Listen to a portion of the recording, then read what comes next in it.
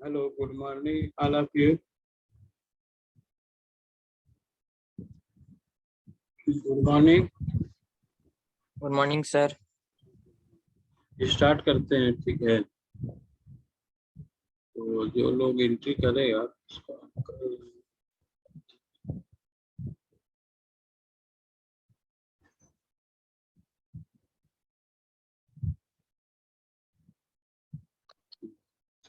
तो देखिए, हम कल जो है डिस्कशन कर रहे थे of this problem. We have discuss the this type of problem, ठीक है। That problem is not completed yesterday, ठीक है। तो this problem, in this problem given the probability of A equal to 1/3, probability of B is given 1/4, probability of A union B equal to 1/2, determine the probability of B conditional A, and second है कि probability of A conditional B dash, ठीक है।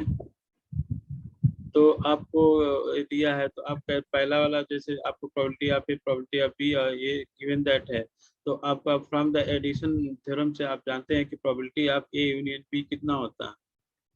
probability of A, probability of B, probability of minus A intersection B, A intersection B. तो A value आप put कीजिए। देख, probability of A intersection B आपको find out करना है कि हाँ नहीं, ये तो ये दिया है ना, ये तो पहले आप निकाल लेंगे इंटरसेक्शन की। Probability of A, probability of B दिया है, ठीक है, और यूनियन भी दिया है। तो यूनियन की वैल्यू आपने रख दिया, तो कितना है, ए यूनियन 1/3 है, ठीक है। और ए अब probability of A, probability of B, इसकी भी वैल्यू रखेंगे। तो ए इसको इस साइड में लाएंगे, तो आपका कितना हो जाएगा, 1/3 प्लस 1/4 माइनस 1/2, सिंप्लीफाई करेंगे तो 1/2। तो probability of A intersection B जो है आपका फाइंड आउट हो गया 1/12। तो अब क्वेश्चन है पहला कि probability of B conditional A where A is already occurred. तो वैल्यू रखेंगे probability of A intersection B divided by probability of A. एक फार्मूला है, क्या है फार्मूला है कंडीशनल प्रोबेबिलिटी का, ठीक है। Yes sir. आ चुका है, तो 1/12 अपॉन 1/3 इक्वल टू 1/4, सिंप्लीफाई करने पर 1/4 आ जाएगा। तो अब सेकंड वाला जो है आपको निकालना है। तो देखिए, ये फार्मूला होता है मतलब इसका probability of A intersection B dash, ठीक है। बी डैश का मतलब कॉम्प्लीमेंट ऑफ बी, ठीक है। तो probability of A intersection B का मतलब क्या होता है, इसका होता है probability of A minus probability of A conditional A intersection B. ये फार्मूला है, ठीक है। तो आप क्या करेंगे, तो probability of A intersection complement B equal to probability of A minus probability of A intersection B है। तो क्या करेंगे, दोनों तरफ जो होता है प्रोबेबिलिटी ऑफ ए का बी डैश का डिवाइड कर देंगे, इसमें भी और इसमें भी, ठीक है। तो आपका ये फार्मूला इसमें डिवाइड करेंगे, probability of A conditional probability of A intersection B dash divided by probability of B dash equal to probability of A upon probability of B dash minus probability of A intersection B dash upon probability of B dash। तो अब जो ये जो formula है, ये आप जो value है, ये probability of A conditional B की वैल्यू के इक्वल होगा कि नहीं होगा, ये वाला बताइए। होगा सर। जैसे probability of A intersection B dash आप लिखेंगे, तो इसका फार्मूला होगा probability of A intersection B dash upon probability of B dash. तो ए इसकी वैल्यू जो होती है इसकी इक्वल हो जाएगी। अब देखिए, प्रोबेबिलिटी ऑफ ए आपको पता है, प्रोबेबिलिटी ऑफ बी डैश भी पता है, ठीक है। क्योंकि प्रोबेबिलिटी ऑफ बी पता है, तो बी डैश क्या आ जाएगा, 1 माइनस प्रोबेबिलिटी ऑफ बी। तो बी डैश की वैल्यू होगी, हाँ, तो 1 माइनस 1/4 हो गया। फिर 1/12 ये इंटरसेक्शन का हो गया, आप फाइंड आउट किए हैं। और फिर इसमें प्रोबेबिलिटी ऑफ बी डैश इसका भी, तो इसको करेंगे तो कितना हो जाएगा, 3/4 हो जाएगा, ये 1/3 हो जाएगा। तो इसको सिंप्लीफाई करेंगे तो कितना आ जाएगा, इसको सिंप्लीफाई करेंगे तो ये आपका देखिए 4/3, इसमें कॉमनली 1/3 1/12 करके, इसको इस सिंपल चीज है, इसको सिंप्लीफाई करेंगे तो 1/3 आ जाएगा, ठीक है। और एक चीज मैं बता देता हूँ, ये जो आपका वेन डायग्राम मतलब दिया है, ये क्या है, ये बोल रहा है कि एक इवेंट ए है, एक इवेंट बी है। तो ए इंटरसेक्शन बी कहाँ पर बिलोंग करेगा, ये वाला एरिया होगा एक्सक्यूज मी सर, हाँ अरे थोड़ा ज्वाइन कर लिए सर, ये राजेश से। हाँ हाँ कर रहा हूँ नहीं देख रहा हूँ इधर थोड़ा सा उधर थोड़ा कर रहा हूँ पूरा। देखिए ये जो वेन डायग्राम है फिगर 1.1, ये क्या है, इवेंट ए है, एक इवेंट बी है, ठीक है। तो ए इंटरसेक्शन बी क्या होगा, ये वाला पोर्शन होगा, ये पूरा ये वाला, और ए इंटरसेक्शन बी कॉम्प्लीमेंट, तो उसमें कौन सा आएगा, तो बी वाला जो पोर्शन होगा, ये पूरा यहाँ से यहाँ बी है, तो इसको जो है आप क्या करेंगे, रिमूव करेंगे, तो बी डैश क्या होगा, ये वाला एरिया बचेगा। तो वही दिखाया है कि A intersection B dash equal to this area, जो हॉरिजॉन्टल लाइन से दिखाया गया, ठीक है। अच्छा कुछ नहीं है तो अभी। सर एग्जाम में अगर तो हम लोग वेन डायग्राम बनाएंगे? ना ना उसका कोई जरूरत नहीं, वो आपको समझाने के लिए ऐसे मतलब बता दिया है वो बुक वाला, कि आप थोड़ा अच्छे से और समझ सके, इसलिए और कोई बात नहीं, उसका बनाने का कोई जरूरत नहीं। अब देखिए इसके बाद जो ये थोड़ा सा और क्वेश्चन बता देते हैं, इसके बाद जो है आपका बेस थ्योरम बताएंगे, ठीक है। बेस थ्योरम बहुत इंपॉर्टेंट है, उससे भी क्वेश्चन आता है और इससे भी आता है। और एक चीज मैं बता देता हूँ, जो आपका सीएससी का स्टूडेंट जितने भी लोग हैं, इनके लिए प्रोबेबिलिटी बहुत मस्ट है। ये जो प्रोग्रामिंग वगैरह करेंगे या कुछ और भी चीज है, वहाँ पर प्रोबेबिलिटी का बहुत यूज होता है, ठीक है।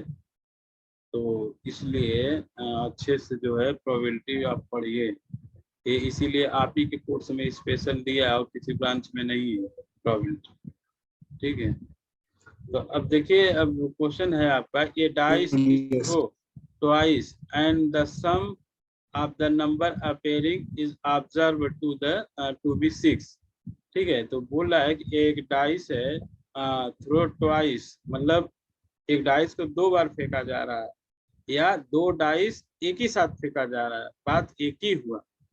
समझ में आई बात, मेरी बात समझे। Yes sir.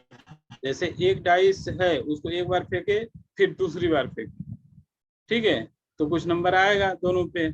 या 2 डाइस को एक बार फेंक दो, एक ही बात, दोनों एक ही चीज हो जाएगा, ठीक है। वही वो बोल रहा है कि a dice is throw twice, twice मतलब 2 बार फेंका गया एक डाइस को, या 2 डाइस को एक बार फेंका जाए, एक ही बात होगा। And the sum of the number appearing is observe to be 6, तो कहने का मतलब कि दोनों डाइस पे जो नंबर है, उसको उसके जो ऑब्जर्वेशन किया गया है कि उसका सम 6 हो, तो 6 हो, ठीक है। तो what is the conditional probability that the number 4 has appeared at least 1, मतलब इस बात की प्रोबेबिलिटी बताइए कि जो आपका नंबर 4 हो, मतलब नंबर 4 वो ऑलरेडी अपीयर हो, तो उसकी प्रोबेबिलिटी बताना है। क्या है, what is the conditional probability बताना है कि number 4 has appear at least once. कहने का मतलब कि जो डाइस फेंक मतलब फेंक रहे हैं, तो उस पे जो नंबर 4 आ रहा है, उस टाइप की इवेंट ऑलरेडी अकर हो चुका है। क्या हो चुका है, ऑलरेडी अकर हो चुका है। तो 6 की प्रोबेबिलिटी बताना है, जो सम ऑफ द 6 आ रहा है। तो देखिए मैं इसमें क्या है कि सबसे पहले आप कंसीडर कीजिए कि ए, आप एक इवेंट को किससे डिनोट किए, number a 4 appear at least once, मतलब ये जो है उस सेट का डिनोट किया जाता है जिसमें 4 अपीयर हो रहा है एटलीस्ट एक बार या 2 बार हो सकता है, ठीक है। बात समझ में आई, मतलब आप पहले एक सेट बनाएंगे ना, कि जिसमें जो डाइस आप फेंक रहे हैं दोनों डाइस, ठीक है, तो एक ऐसा सेट बना रहे हैं जो ए से डिनोट होता है, जिसमें 4 कम से कम एक बार जरूर है। तो देखिए उस सेट का नाम, मतलब हमने नाम रख दिया, और उस सेट में कौन कौन सी वैल्यू है, 4 1 4 2 4 3 अप टू, जिसमें कि 4 एटलीस्ट कम से कम एक बार हो, देखिए 1 4 इस तरीके का। और मैक्सिमम कितना हो सकता है, 4 4 2 बार हो सकता है। नहीं तो उस डाइस में जो नंबर आ रहे हैं दोनों डाइस पे, एटलीस्ट वो एक 4 होना चाहिए, उसके अलावा कोई नंबर नहीं चाहिए। तो देखिए सब में 4 है कि नहीं है, ये पूरा, ठीक है। तो ये कितना Yes. हाँ 1 2 3 4 5 6 7 8 9 10 11 11 है कि कितना है देख लो। 1 2 3 4 10 11 11 लग रहा है। ठीक है 11 सर। हाँ 11। हाँ ठीक है। तो फिर उसके बाद बी जो होता है the sum of the number है अपेयरिंग इज 6। बी जो है क्या कर रहा है 6 के बारे में बोला the sum of the number is appearing 6। 6 जो सम है 6 का उसको बी से डिनोट किया गया है। तो इसमें मतलब इस सेट के अंदर कौन कौन से नंबर हैं जो 6 को मतलब जिनका सम जो होता है 6 है वो सेट के कौन कौन से नंबर है 1 5 है जिनका सम क्या है 6 होगा। 2 4 है 3 3 है ठीक है और उसके बाद 4 2 है 5 1। ये ऐसे मतलब इस सेट के ऐसे नंबर हैं जिनका सम 6 है। ठीक है इसमें वो कंडीशन नहीं है कि 4 आना चाहिए। देखिए इसमें केवल एक जगह 4 आया है एक दूसरी जगह। इसमें वो ऐसी बात नहीं है। जो हम दूसरा सेट बी बनाए हैं इसमें जो सम है सम आपका 6 होना चाहिए। 4 से कोई मतलब नहीं है इसमें। देखिए 1 और इसमें इसमें 4 नहीं ना है। ये इसमें भी 4 नहीं है इसमें भी 4 नहीं है लेकिन इनका सम 6 है। तो हम ऐसा सेट बी बनाए हैं जिनके नंबर का सम क्या हो 6 हो। ये आपका कितना 1 2 3 4 5 5 इवेंट हो गया। ठीक है तो इंटरसेक्शन देखना है कि ए और बी में कौन सा मतलब कौन सा टर्म जो होता है दोनों में है। तो देखिए 2 4 यहाँ पर भी है बी में और ए में भी है 2 4 और कौन सा है 4 2 दोनों में है। और कोई नंबर है नहीं है। तो no sir. Probability of A intersection B equal to कितना हो जाएगा। ये तो मतलब इसका नंबर 2 हो गया। तो आप यहाँ पर रखेंगे probability of A conditional B. B क्या ऑलरेडी अकर हो चुका है कि the sum of the number appearing is 6। तो मतलब 6 तो ऑलरेडी रहेगा ही रहेगा। तो आपको क्या निकालना था what is the conditional probability that the number 4 has appeared at least once. तो 4 नंबर जो अपीयर होना चाहिए where sum of the 2 number will be 6 is already occurred. ठीक है ये यहाँ पर लिखा है we observe the to be 6 sum लिखा है ना। Sum of the number appearing is observe to be 6। ये ऑलरेडी 6 रहेगा 4 आने की प्रोबेबिलिटी निकाला गया है। तो इस तरीके से आप रखेंगे तो probability of A intersection B कितना हो जाएगा 2 2 टर्म। नहीं 2 टर्म तो कितना होगा ए इंटरसेक्शन बी वो नहीं होगा 2 इसका। होगा सर। हाँ ऐसे वैसे भी अलग से निकालते तो प्रोबेबिलिटी ऑफ बी भी है। तो प्रोबेबिलिटी ऑफ बी में कितने नंबर ऑफ टर्म है आपका टोटल कितना है 5 है। तो वही 2 5 है सर। 5 हो गया। तो ऐसे हो गया। अच्छा एक ये ऐसा क्वेश्चन बता देते हैं। देखिए इसमें क्या है इस क्वेश्चन में इंटरेस्टिंग है थोड़ा सा। ये मार्केट सर्वे ठीक है जैसे आप घरेलू सामान यूज करते हैं ना उसी घरेलू सामान पे प्रोबेबिलिटी पूछा गया है और सर्वे दिया गया। ठीक है सर्वे दिया गया है कि क्या है। तो ये सर्वे होता है ठीक है बहुत सा रियल लाइफ में ये सर्वे होता है। तो उससे पता चलता है कि हमारे देश में क्या कंडीशन है। जैसे मैं पीएचडी जब किया था ना इन्वेंट्री पे ठीक है थोड़ा सा बात कर लेते हैं बता देता हूँ आपको। तो इन्वेंट्री पे किया तो इन्वेंट्री का मतलब होता है रियल लाइफ में यूज जो ऑब्जेक्ट होता है उस वही इन्वेंट्री होता है जिसको हम यूज करते हैं। मतलब प्रेजेंट में और फ्यूचर में उसे इन्वेंट्री कहते हैं। तो जैसे मैंने किया था तो लास्ट में थीसिस में थोड़ा सा देखा सर्वे किया था। तो जो आप खाली यूपी में जो आपका हमारा पैदावार होता है गेहूं और चावल का साल भर में मतलब कई हजार कुंटल जो होता है गेहूं और चावल सड़ जाता है जिसके वजह से गरीब लोगों को अन्न नहीं मिलता। समझ गए उसमें मैं लिखा हूँ पूरा डेटा समझ गए। तो जैसे होता है देखते नहीं बारिश होता है तो सरकारी गोदाम में गेहूं को बाहर रख देता है, सड़ने लगता है। तो ऐसे बहुत सा है। तो उसके सड़ने का कारण क्या है ना कि वेयर हाउसेज नहीं है। जैसे जैसे मान लीजिए कौन कौन है इसमें बता रहा हूँ थोड़ा सा। जैसे मान लीजिए आपका यहाँ से रामगढ़ से दूर जिसका घर है, मान लीजिए 70 किलोमीटर दूर गांव में, ठीक है। तो आपके गांव में खूब खेती होती है, आलू पैदा होता है, मान लो गेहूं पैदा होता है, चावल पैदा होता है। तो होता क्या है कि जो छोटे किसान होते हैं जिनका मतलब 2 बीघा 3 बीघा जमीन होता है, तो उसमें गेहूं पैदा होता है, तो वो लोग जो होता है वेयर हाउस की सुविधा नहीं होती। तो नहीं होती है तो वो क्या होता है, वो लोग अनाज रखते हैं, फिर मजबूरी में सस्ते दाम में बेचना भी पड़ता है, ठीक है। तो उसका कुछ जो दुकानदार होता है मिसयूज भी करता है। अगर वो वेयर हाउसेज हर मतलब क्या बोलते हैं एरिया में बना दिया जाए, मतलब 20-20 किलोमीटर के रेंज में, हर एरिया में 20 किलोमीटर में एक वेयर हाउसेज सरकारी हो जिसमें आपका रखने पर कम पैसा लगे, तो उसमें क्या होगा, आपका अन्न बहुत सुरक्षित रहेगा और कम पैसे में रहेगा। मतलब जो आपका वो किराया लेता है वो कम ले, तो उससे क्या होगा, अन्न की बचत होगी और सबको सफिशिएंट अन्न मिलेगा और महंगाई कम। लेकिन क्या होता है, वेयर हाउसेज न होने के कारण कुछ तो सरकार खरीदता है, खरीद करके क्या करता है, उसको रखने के लिए अच्छा वेयर हाउसेज नहीं रहता है, तो उसमें क्या होता है, अन्न सड़ जाता है। तो ऐसे केवल मतलब पूरा इंडिया छोड़ दीजिए, खाली यूपी में कई हजार टन जो होता है गेहूं और चावल एक साल में सड़ जाता है, समझ गए। तो उसको बचाने के लिए अलग अलग हर एरिया में 20-20 किलोमीटर पर पूरा इंडिया में अगर वेयर हाउसेज हो, तो ये जो हमारा प्रोडक्ट है बहुत अच्छे तरीके से बच सकता है। गेहूं हुआ, चावल हुआ, आपका आलू हुआ, टमाटर हुआ, ऐसे। अब नहीं रहता है तो आदमी क्या करता है, इधर उधर रखता है और सड़ जाता है।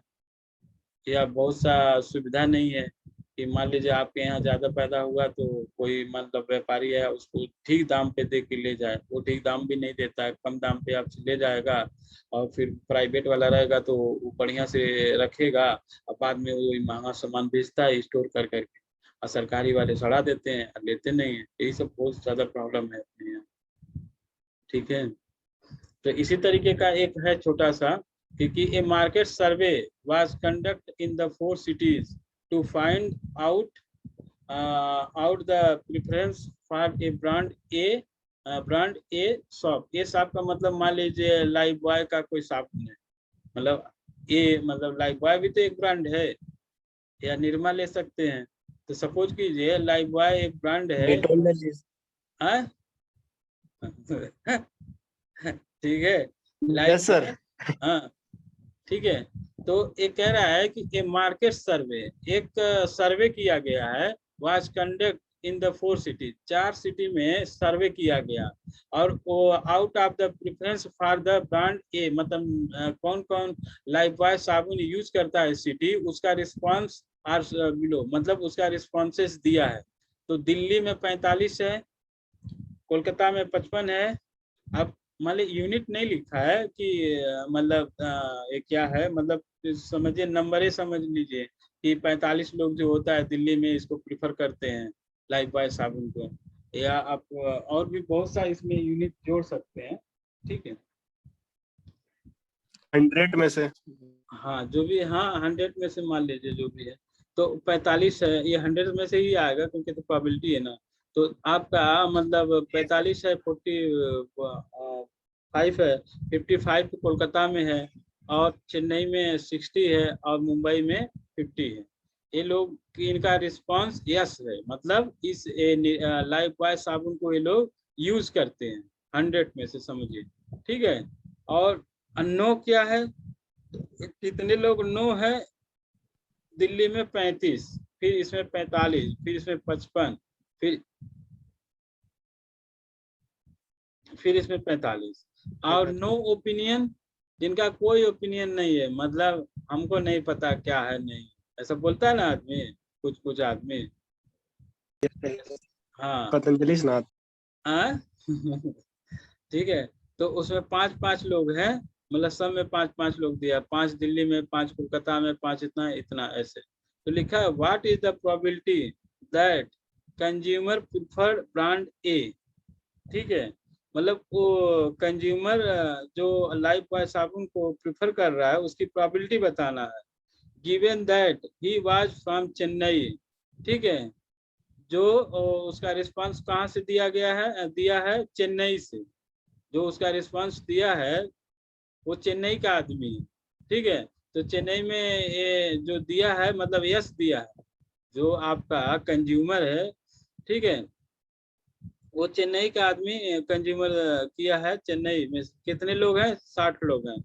तो ये मतलब हमें निकालना है। तो given that the consumer prefer brand ए, मतलब आपका जो given that the consumer prefer brand ए। ठीक है, that that is probability that he was from Mumbai. और इसमें जो है मुंबई से है। तो इसके लिए देखिए पहले टेबल में पहले आप इसको थोड़ा सा ठीक कीजिएगा कि यस करने वाला कितने लोग हैं, आपका 210 है यस वाला है, 45 55 60 ये सब जोड़ देंगे। फिर नो करने वाला ये सारा ऐड करेंगे 160 है, और नो ओपिनियन वाला 20 है। तो टोटल कितना होगा 390, और फिर इसको भी ऐड करेंगे तो 390 हो जाएगा। ठीक है, तो अब क्या है कि x denote the event that the consumer selected at random prefer brand ए। मतलब ब्रांड ए को जो सिलेक्ट कर रहा है उस कंज्यूमर को हम किससे डिनोट कर रहे हैं, एक्स को, एक्स से। कंज्यूमर को किससे डिनोट कर रहे हैं, एक्स से। ठीक है, तो हमें जो प्रोबेबिलिटी पूछी है कि the probability of the consumer prefer brand A given that he was from Chennai, जो चेन्नई का है। तो चेन्नई का है तो क्या है, सी क्या है, चेन्नई है। और आपका जो कंज्यूमर है एक्स है, तो प्रोबेबिलिटी ऑफ एक्स कंडीशनल सी। ठीक है, जो प्रेफरेंस दिया था ऑलरेडी वो चेन्नई का था। ठीक है, तो आपका ब्रांड जो होता है ये जो है कंज्यूमर जो है आपका क्या है, प्रेफर कर रहा है आपका ब्रांड ए को। तो आपका हो गया पी एक्स कंडीशनल सी। तो प्रोबेबिलिटी ऑफ एक्स कंडीशनल सी इसकी वैल्यू कितनी होगी, तो देखिए आपका टोटल कितना है, चेन्नई वाला आपका 60 है जो प्रिफर कर रहा है। ठीक है, और टोटल कितना यस है, सर। 390 है, इसकी वैल्यू रख देंगे।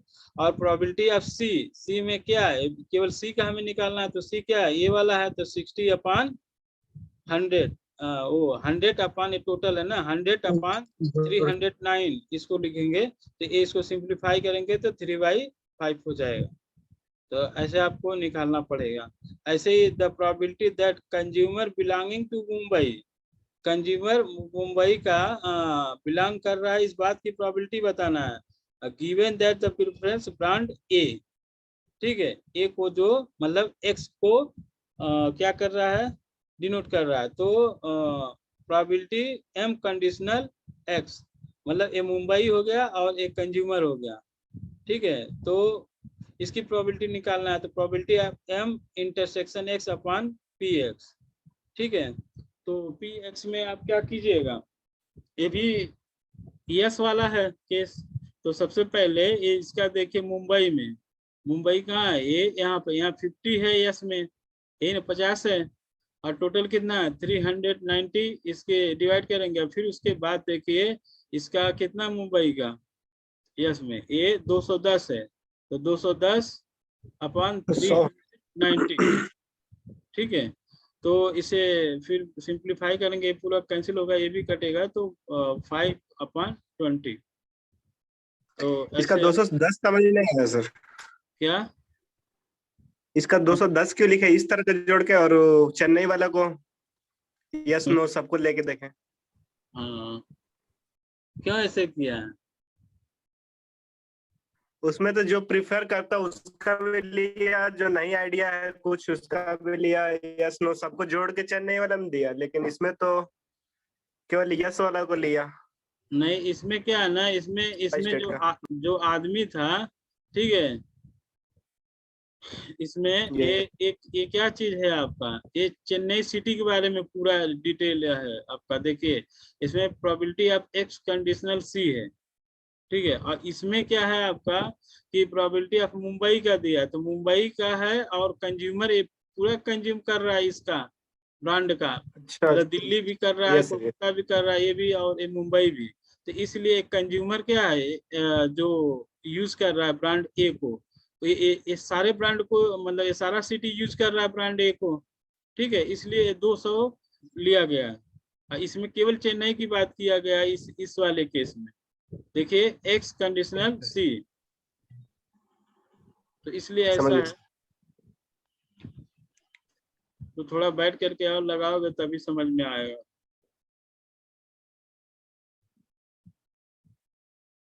हाँ बताइए कम्युनिकेशन,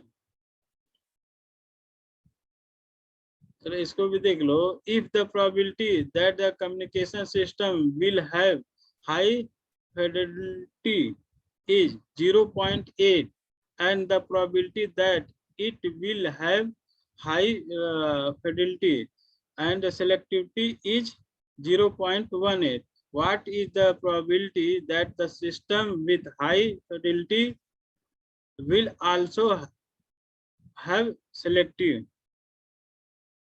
एक क्वेश्चन क्या बोल रहा है, फिडेलिटी मीन्स क्या होता है,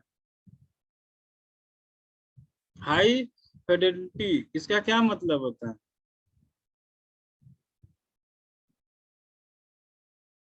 बोलिए।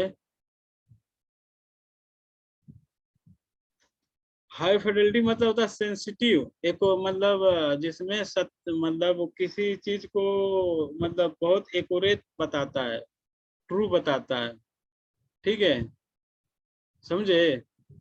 If the probability that the communication system will have high fidelity is इतना, प्रोबेबिलिटी दिया है, कहता है कि जिसकी सेंसिटिविटी क्या है, एरर उसमें बहुत कम है, कहने का यही मतलब है। मतलब कोई सिस्टम है या कोई ऑब्जेक्ट है जिसमें एरर बहुत कम है, ठीक है, मतलब वो बहुत एक्यूरेसी है, तो उसी को हाई फिडेलिटी मतलब बोला जाता है। उसका हिंदी यही है लगभग, से सत्यता से मतलब है, बहुत ट्रू है। कहने का मतलब अगर कोई आइटम को हम 100 के 0 और 100 के बीच में अगर चेक कर रहे हैं, तो उसकी जो मतलब ट्रू की प्रोबेबिलिटी मतलब होगी 199। समझ गए? हेलो, ठीक है ना? तो कह रहा है कि if the probability that the communication system will have high fidelity is, तो प्रोबेबिलिटी आपका दिया है, तो let A be the event represent a communication system will have high fidelity, ठीक है, मतलब बहुत हाई क्या है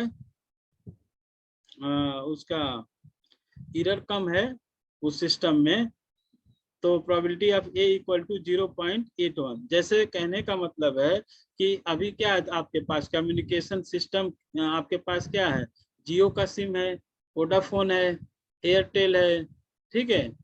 तो हाई फिडेलिटी का क्या मतलब है कि जैसे मान लीजिए आप एक प्लेस पे, जैसे मान लीजिए हमारा कॉलेज है, तो यहाँ पे मान लीजिए आप एयरटेल का चला रहे हैं सिम, ठीक है, और जियो का चला रहे हैं और वोडाफोन का है, तो इस सब में जिसका बेस्ट टावर पकड़ेगा, ठीक है, वो हाई फिडेलिटी में आ जाएगा। समझ गए? मतलब उसका कम्युनिकेशन सिस्टम बहुत अच्छा है, जिसका मतलब टावर उसका बहुत बढ़िया है यहाँ पर कॉलेज, ठीक है। तो वही कह रहा है कि let A be the event that represent a communication system will have the high fidelity. कहने का मतलब जो कम्युनिकेशन सिस्टम हाई फिडेलिटी है, मतलब बहुत अच्छे से काम कर रहा है, उसकी जो प्रोबेबिलिटी है 0.81, ठीक है। And the probability that it will have the high Fidelity and selectivity, मतलब आपको अगर सिम अगर यूज करना है तो टावर भी होना चाहिए, और आप सिलेक्ट भी जियो को कर रहे हैं, सिलेक्टिविटी लिखा है ना, तो सिलेक्टिविटी मतलब आप उसको सिलेक्ट भी कर रहे हैं और उसका टावर भी ठीक पकड़ रहा है। मतलब कहने का मतलब कि कोई आप सिम खरीद रहे हैं, वो सस्ते में भी दे रहा है और उसका टावर भी बढ़िया है, तो उस बात की जो प्रोबेबिलिटी है वो क्या दिया है, probability of A intersection B equal to 0.18 ये दिया है, 0.18। ठीक है, समझ में आ रहा है?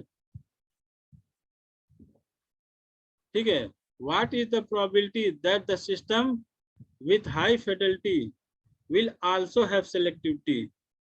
ठीक है, तो ये आपको बताना है कि the probability that the system will have high fidelity will also high selectivity by using the conditional probability। तो ये हो जाएगा probability of B conditional A।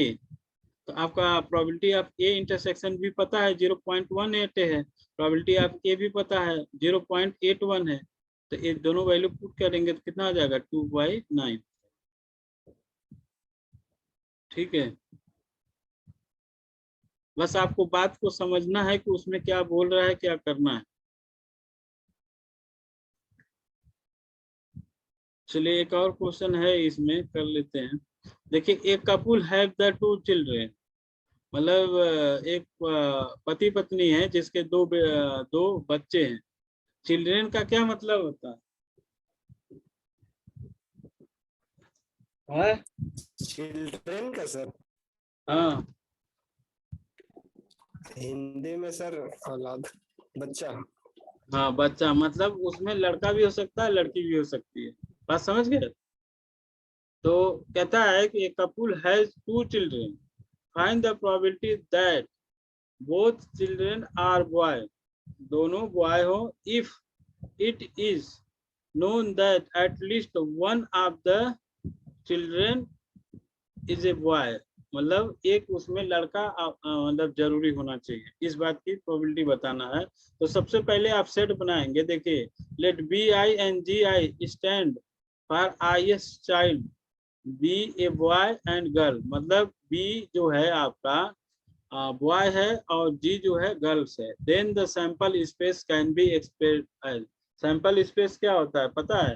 Total outcome को जिस सेट के अंदर डिनोट किया जाता है उसको सैंपल स्पेस बोलते हैं। समझ गए? जैसे टोटल आउटकम जो आता है उसमें जो नंबर हम डिनोट करते हैं सेट के थ्रू, उसको सैंपल स्पेस बोलते हैं। तो यही बोला है कि सैंपल स्पेस में तो 2 है,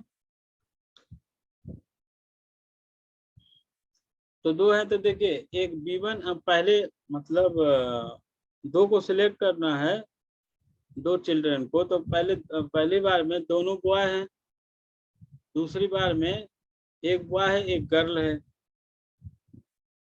ठीक है, राजकुमार। ठीक है, फिर गर्ल है बॉय है, फिर दोनों लड़की हैं, गर्ल गर्ल है। ठीक है, तो आपका पूरा सैंपल स्पेस जो है इस टाइप से बनेगा। तो टोटल आउटकम कितना हो जाए 1 2 3 4 आउटकम है।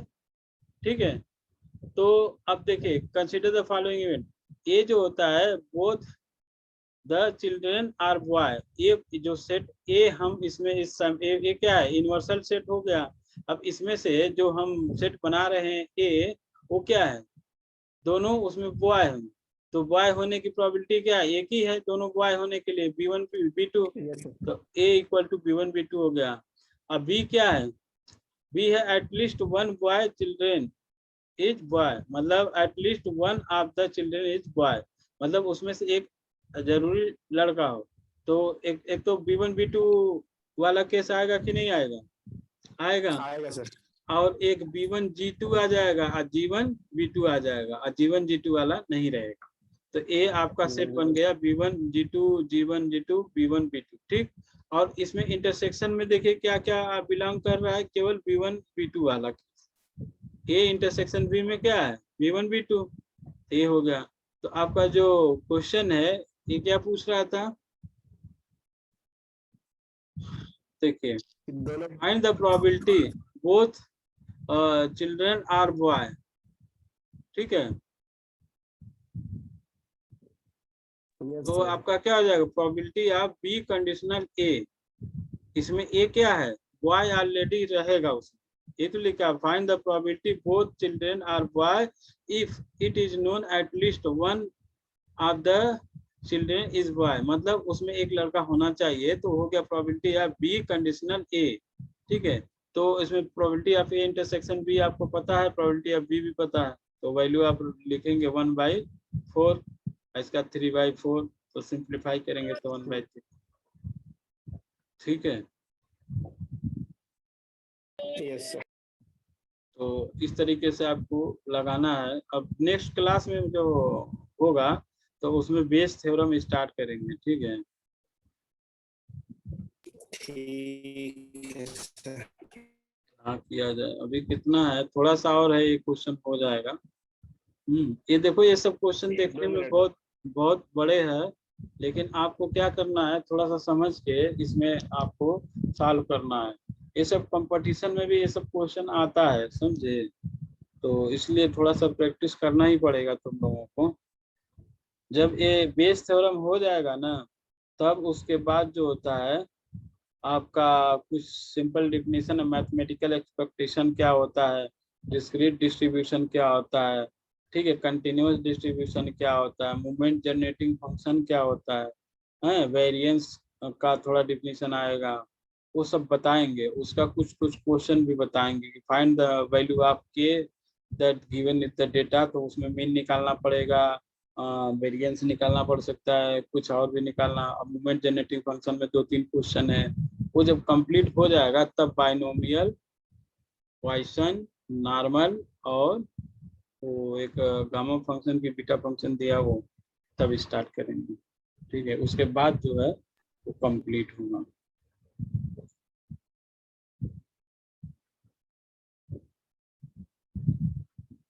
देखिए क्वेश्चन है, the probability that a student select at random from A class will pass in the mathematics. ठीक है, द प्रोबेबिलिटी ये दिया है, एक स्टूडेंट है जो एट रैंडम सिलेक्ट किया जाता है, उसके पास होने की प्रोबेबिलिटी 4/5 है। And the probability that he she, मतलब गर्ल्स बॉय कुछ भी हो सकता है, was passes in the mathematics and computer. ठीक है, मैथमेटिक्स एंड कंप्यूटर में पास होता है तो 1/2 है। तो what is the probability he she will pass the computer if it is known he has a past in mathematics. तो सबसे पहले आप कंडीशन देखिए, प्रोबेबिलिटी पास इन मैथमेटिक्स, तो प्रोबेबिलिटी ऑफ एम, एम मतलब मैथमेटिक्स, तो इसकी प्रोबेबिलिटी दिया है 4/5, मतलब उसको मैथमेटिक्स में पास होने की जो प्रोबेबिलिटी है 4/5। ठीक है, प्रोबेबिलिटी आपका क्या दिया है, मैथमेटिक्स एंड कंप्यूटर में जब वो पास कर रहा है दोनों में, तो उसकी प्रोबेबिलिटी, मतलब probability of M intersection C equal to 1/2 दिया। तो आपका पूछा क्या है, what is the probability, what is the probability will pass in the computer.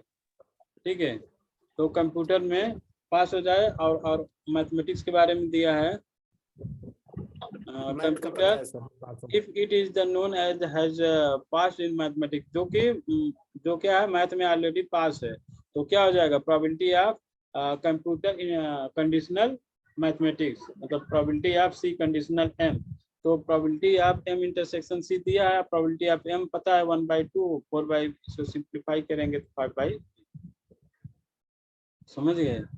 ये वाला क्वेश्चन और लगा लेना इधर का, ये आसान है, समझ में आ जाएगा ये सब। ठीक है, 1/1.36 है, और भी है, तो इस तरीके से है। तो इसमें आपको भी थोड़ा मेहनत करना पड़ेगा, मेहनत नहीं कीजिएगा तो कैसे होगा बताइए।